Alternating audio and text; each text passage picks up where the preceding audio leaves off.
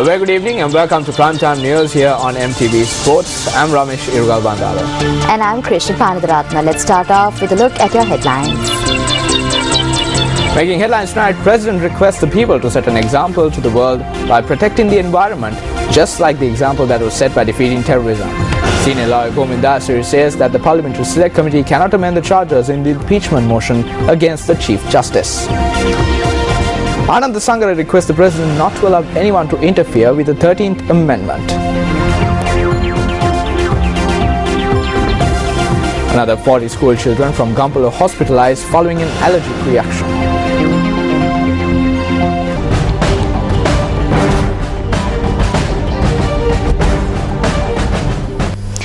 President Mahinda Rajapaksa requests the public to come forward to provide an example to the world by protecting the environment, similar to the example set by defeating the LTTE. President Rajapaksa expressed this view while attending a tree planting event this morning in Devannaoya. The President inaugurated the National Tree Planting Program by planting a herb at the Diyata Uyana. The program will see the planting of 1.1 million plants. Speaking at the event, President Rajapaksa pointed out that Sri Lankans were capable of showing the way to the entire world. The President pointed out that a proposal had been made through the budget to increase the forest cover of the country from 23% to 35%. Meanwhile, a tree planting program was held at the Supreme Court complex concurrent to the Dieta 7 National Tree Planting Program. Chief Justice Dr. Shivani Bandaranayake also participated in the program by planting a sapling at the Supreme Court premises.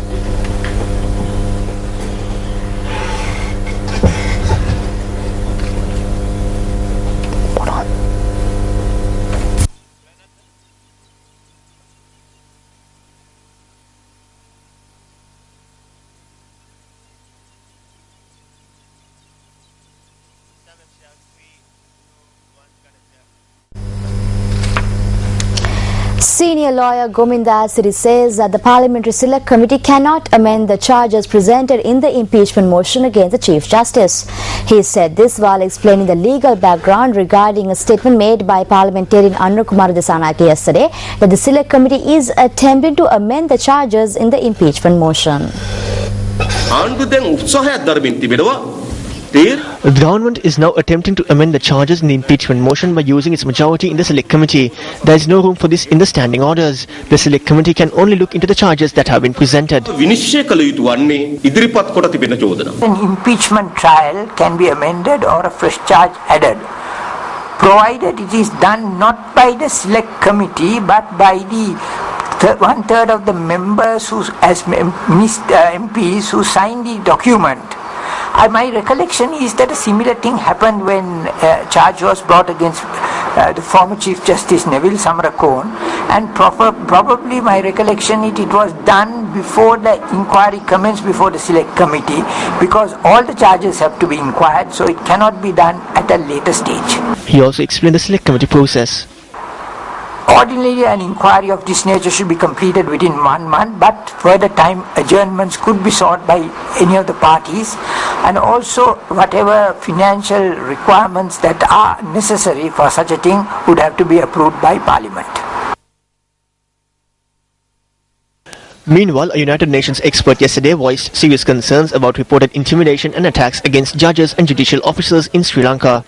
The expert had warned that they might form a part of a pattern of attacks, threats, reprisals and interference in the independence of the justice system in Sri Lanka.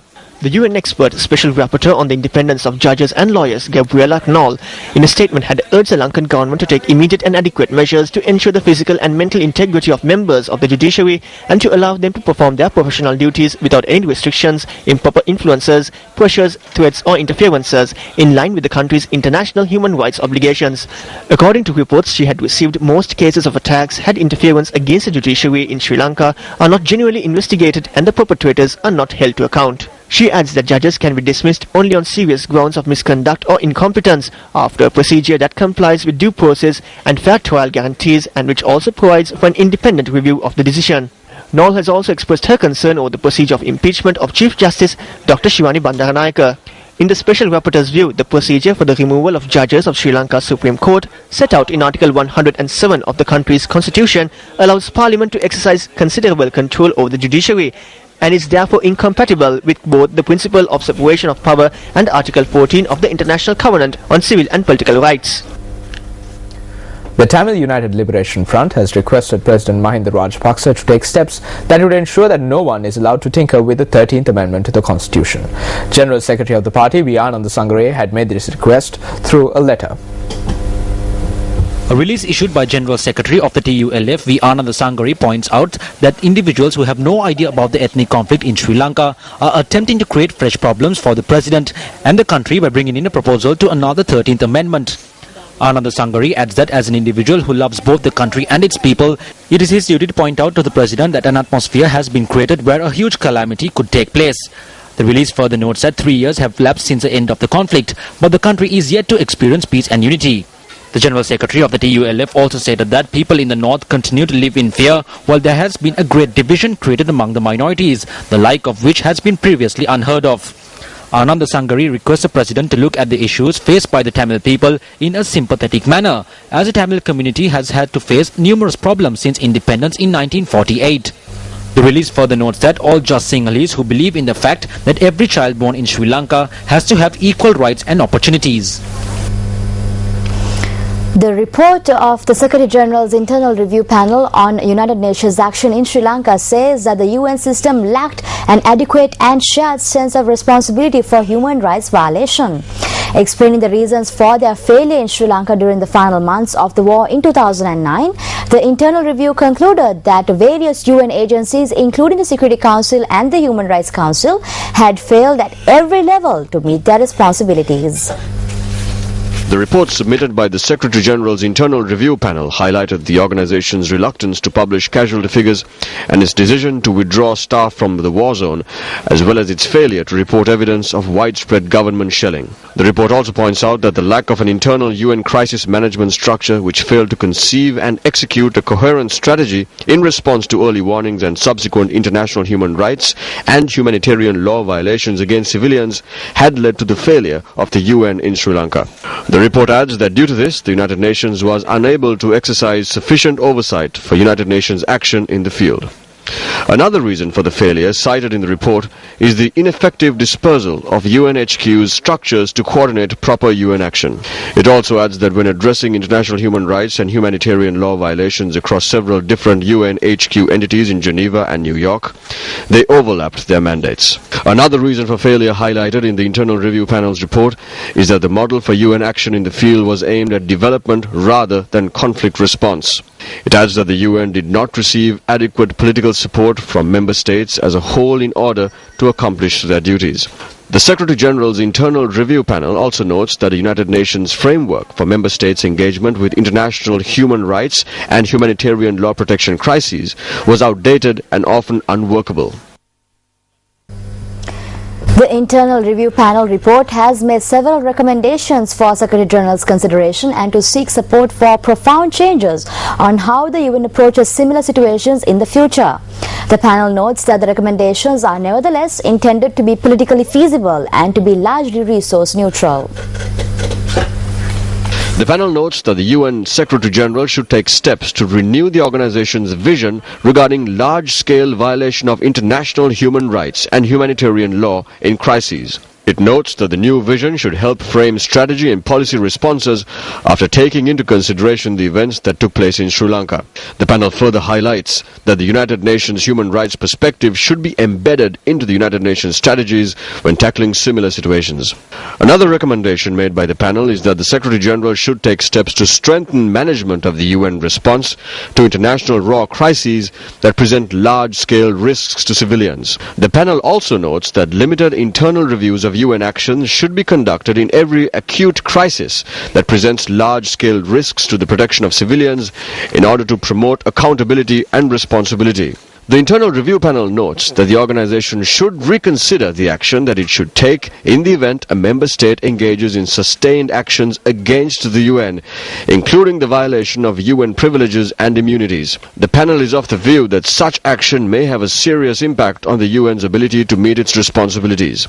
The report concludes by stating, quote, "The UN's failure to adequately respond to events like those that occurred in Sri Lanka should not happen again. When confronted by similar situations, the UN must be able to meet a much higher standard in fulfilling its protection and humanitarian responsibilities." Unquote. Furthermore, issuing a statement, UN Secretary General Ban Ki-moon stated that Sri Lanka's civil war will have profound implications for the global body.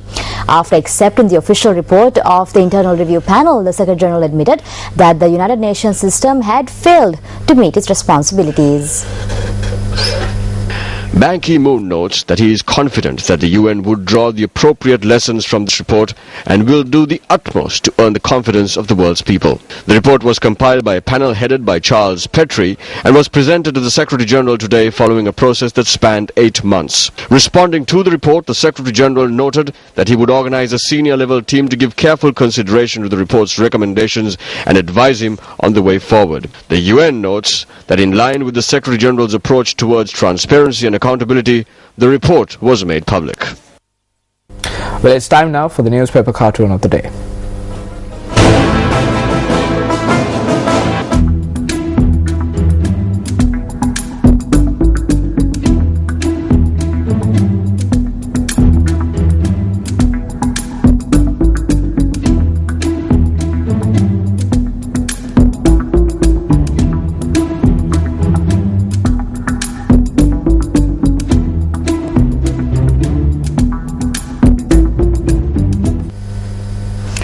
Now, in some Parliament news, parliamentarian Ajit Kumar raised a question regarding his privileges in Parliament today. The MP stated that he was not given the opportunity to express his views during the budget debate. Due to my views within the JVP during its recent controversial discussions, they acted in an undemocratic manner and did not grant time for me to express my views.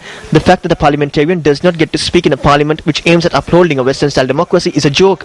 As a result of this, I wish to act as an independent opposition parliamentarian and work according to my conscience towards bettering the rights of the working class. I request that this opportunity be provided to me.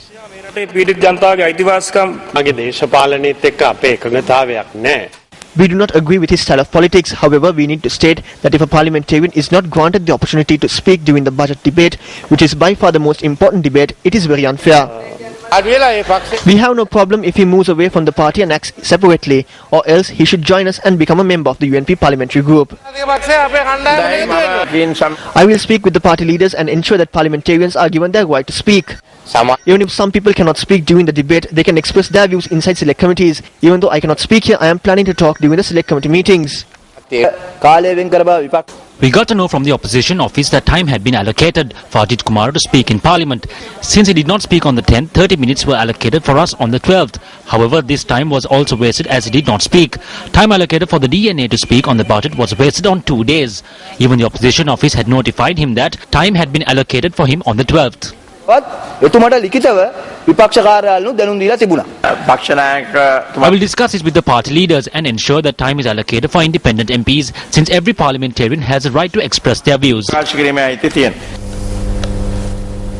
Staying in news from Parliament, United National Party parliamentarian Ravi Karunanayake also raised the privilege issue in Parliament today. Now, this was with regard to answers not being provided to questions. A budget is presented after accounting for all the money. Why has this situation arisen in Parliament after the budget was presented? This does not look good on the House. It costs around 65,000 rupees to raise a question in Parliament.